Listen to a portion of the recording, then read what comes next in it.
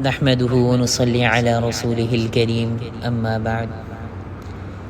طریقۂ نماز کے حوالے سے بات چل رہی تھی کہ طریقۂ نماز کا مطلب یہ ہے کہ شروع نماز سے لے کر آخر تک نماز میں ہم کیا کیا کرتے ہیں، کس طرح کرتے ہیں، کس طرح کرنا چاہیے اور ہر ایک کا کیا حکم ہے۔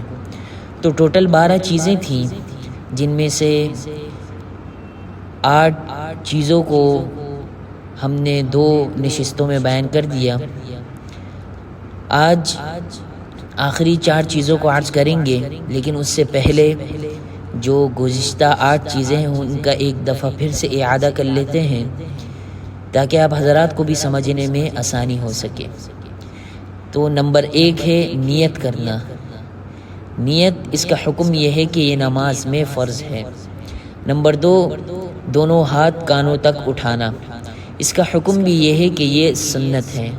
نمبر 3 ناف کے نیچے ہاتھ باندھنا، اس کا حکم یہ ہے کہ یہ بھی سنت ہے۔ نمبر 4 قیام، اس کے معنی ہے کھڑا ہونا، اور اس کا حکم یہ ہے کہ یہ فرض ہے۔ نمبر 5 دونوں پاؤں کے درمیان فاصلہ۔ اب کتنا فاصلہ ہونا چاہیے تو ہم نے بتا دیا تھا کہ آدمی اپنی جسامت کے حساب سے مناسب فاصلہ بنا لے، اور اس کا حکم بھی یہ ہے کہ یہ بھی سنت ہے۔ نمبر 6 رکوع کرنا۔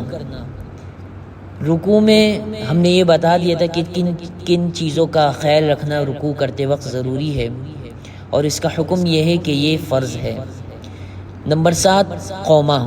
قومہ کسے کہتے ہیں؟ چھوٹے قیام کو، یعنی رکوع کے بعد جب انسان سیدھا کھڑا ہو جائے اطمینان سے، اسے کہتے ہیں قومہ، اور اس کا حکم یہ ہے کہ یہ واجب ہے۔ نمبر 8 سجدہ کرنا، اس کا حکم یہ ہے کہ یہ فرض ہے۔ اب آج کی نشست میں آخری کی 4 چیزوں کو اور ان کے حکم کو بیان کیا جائے گا، غور سے سنیں۔ نمبر 9 جلسہ۔ جلسہ کسے کہتے ہیں؟ دونوں سجدوں کے درمیان کچھ دیر اطمینان سے بیٹھنا، یعنی انسان جب پہلا سجدہ کرتا ہے اللہ اکبر، پھر اس سجدے سے جب اٹھتے وقت بیٹھتا ہے اللہ اکبر کہہ کے جیسے تھوڑا سا بیٹھتا ہے، تو اسے کہتے ہیں جلسہ، یعنی دونوں سجدوں کے درمیان بیٹھنا۔ اس کا حکم یہ ہے کہ یہ واجب ہے۔ نمبر 10 قعدہ۔ قاعدے کے معنی بھی ہے بیٹھنا۔ اب اس میں یہ بات یاد رکھیں، ایک ہوتا ہے پہلا قاعدہ، ایک ہوتا ہے آخری قاعدہ۔ اگر 2 رکعت والی نماز ہے تو 2 رکعت والی نماز میں ایک ہی قاعدہ ہوگا، اور وہ قاعدہ اس کا حکم یہ ہے کہ وہ فرض ہے۔ اگر 4 رکعت والی نماز ہے یا 3 رکعت والی نماز ہے تو اس میں 2 قاعدے ہوں گے۔ جو پہلا قاعدہ ہے وہ واجب ہے، اور جو دوسرا قاعدہ ہے وہ فرض ہے۔ اب قاعدے کا مسنون طریقہ کیا ہے یہ بھی سن لیں۔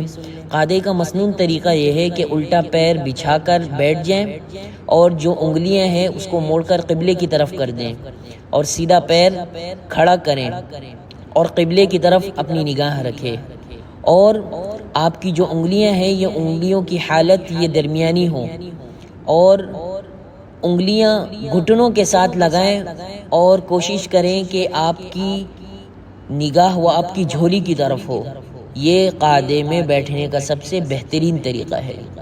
ایک دفعہ پھر سے سن لیں، الٹا پیر بچھا کر اور جو انگلیاں ہیں اس کو موڑ کر قبلے کی طرف کر دیں، سیدھا پیر کھڑا کریں اور بیٹھ جائیں، اور انگلیوں کی کیفیت وہ درمیانی حالت میں ہونی چاہیے، اور انگلیاں گھٹنوں کے ساتھ لگائیں، بالکل گھٹنوں سے آگے نہ کریں، گھٹنوں کے ساتھ لگائیں، اور اپنی نگاہوں کو جھولی کی طرف رکھیں۔ یہ قاعدے کا سب سے بہترین طریقہ ہے۔ نمبر 11 اشارہ۔ اشارے کا بہترین طریقہ یہ ہے کہ جب انسان اللہ کی وحدانیت کی گواہی دے، یعنی اشہد ان لا الہ الا اللہ تک ہاتھ اٹھائے، اس کے بعد انگلی نیچے رکھے۔ یہ اشارے کا بہترین طریقہ ہے، اور یہ بات یاد رکھیں اس کا حکم یہ ہے کہ یہ مستحب ہے، فرض نہیں ہے۔ نمبر 12 سلام۔ اب سلام کا بہترین طریقہ کیا ہے یہ یاد رکھیں، ایک ہے چہرہ پھیرنا، ایک ہے گردن پھیرنا۔ تو سلام کرتے وقت چہرہ کو پھیرنا ہے، نہ کہ گردن کو، سمجھ گئے؟ اب طریقہ کیا ہوگا؟ طریقہ کار یہ ہوگا اس کا کہ انسان اپنا چہرہ اس طرح پھیرے کہ اس کے جو رخسار ہیں وہ پیچھے والوں کو واضح ہوں، اس لیے کہ آپ علیہ الصلوۃ والسلام بھی سلام اس طرح کیا کرتے تھے کہ آپ علیہ الصلوۃ والسلام کا جو رخسار مبارک ہے وہ پیچھے والے دیکھ لیا کرتے تھے۔ تو اس کا حکم بھی یہ ہے کہ یہ سنت ہے۔ تو ٹوٹل یہ 12 چیزیں ہو گئیں اور ان کے حکم بھی ہو گئے، وہ میں نے آپ حضرات کے سامنے 3 نشستوں میں بیان کر دیے۔ اللہ تعالی ہمیں ان باتوں پر عمل کرنے والا بنائے۔ وآخر دعوانا ان الحمد للہ رب العالمین۔